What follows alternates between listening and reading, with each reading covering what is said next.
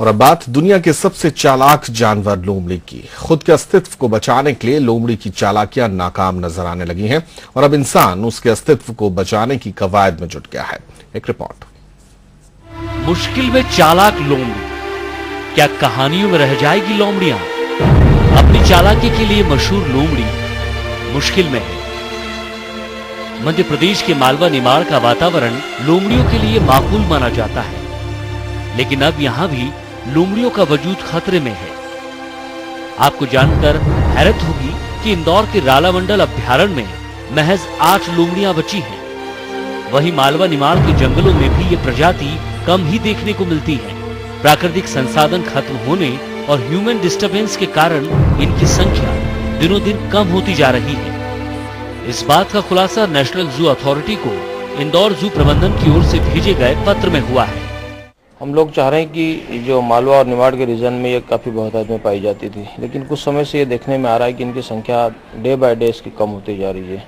जिसके पीछे मुख्य रीज़न तो शायद यही हो सकता है कि इनका हैबिटेट जिस तरह का लॉस हो रहा है, एक ये, और दूसरा से इनका शिकार भी होना। हालांकि शिकार में कमी जरूर है, लेकिन हैबिटेट लॉस होना एक मेन रीज़न हो सकता है। इसके कारण एनिमल स्ट्रेस में रहता है और स्ट्रेस में होने के कारण वो ब्रीडिंग नहीं करता, और यही कारण है कि उनकी संख्या लगातार कम होती जा रही है। तो हम लोग चाहते हैं कि चूँकि जू का एक मेन मोटो ये भी होता है कंजर्वेशन ब्रीडिंग, हमारी ये रीजनल स्पीसीज है, तो हमने सेंट्रल जू अथॉरिटी को इसके लिए एक पत्र भी लिखा है कि या तो हम उसका एक ब्रीडिंग कंजर्वेशन ब्रीडिंग प्रोग्राम शुरू करें, क्योंकि रीजनल स्पीसीज है और इनकी अब आजकल जंगल में संख्या भी बहुत कम हो गई है, बहुत कम देखने को भी मिल रही है। तो अब ये कहीं ना कहीं धीरे धीरे डेंजर लाइन के आसपास पहुँच गई है। हम लोग चाहते हैं कि इसका कंजर्वेशन ब्रीडिंग प्रोग्राम शुरू करें।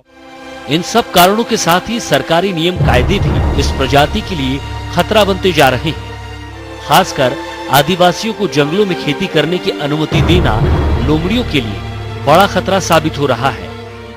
अतिक्रमण का इशू उतना नहीं है जितना जैसे मान लीजिए कि ह्यूमन सर्वाइवल का सवाल है। उनको एक एक्ट बना है, ट्राइबल एक्ट बना हुआ है, जो FRA कहते हैं हम लोग, फॉरेस्ट राइट एक्ट। उसमें उनको ज़मीन दी गई है, उनका हक बनता है, लेकिन उसके साथ उसका नेगेटिव इफेक्ट है कि हैबिटेट में डिस्ट्रक्शन तो हुई है और उसका इफेक्ट पड़ेगा ही इन सब चीज़ों पर। मेरे को व्यक्तिगत विचार बनता है कि रिड्यूस करना बहुत मुश्किल है, लेकिन कम से कम कंटेन करना आसान है। कंटेन में हम लोग लगे।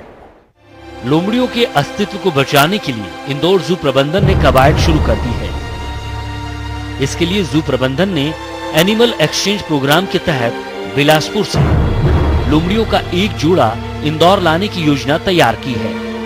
जू प्रबंधन ने नेशनल जू अथॉरिटी से लोमड़ियों को इंदौर लाने की अनुमति मांगी है। देखिए, अभी हमने उसके लिए लेटर लिखा है। फिलहाल हमने हमारे पास जितने एनिमल्स हैं, करीब 7 एनिमल्स हमारे पास हैं, और 4 एनिमल्स हमें अभी बिलासपुर जू से मिलने वाले हैं, जिसमें नर और मादा के 2 जोड़े रहेंगे।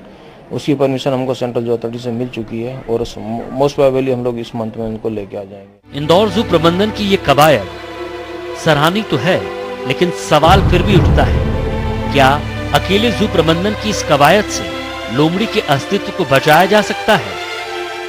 लोमड़ी का घर बर्बाद होता जा रहा है, लेकिन उसे बचाने की कवायद कागज और कलम में ही अटकी हुई है। लाल फीताशाही का ये रवैया डराता है कि किताबों में पढ़ी जाने वाली चालाक लोमड़ी के किस्से कहीं किताबों में दफन ना हो जाए। ऐसे में जरूरत है अलग जगाने की वन्य प्रेमियों को।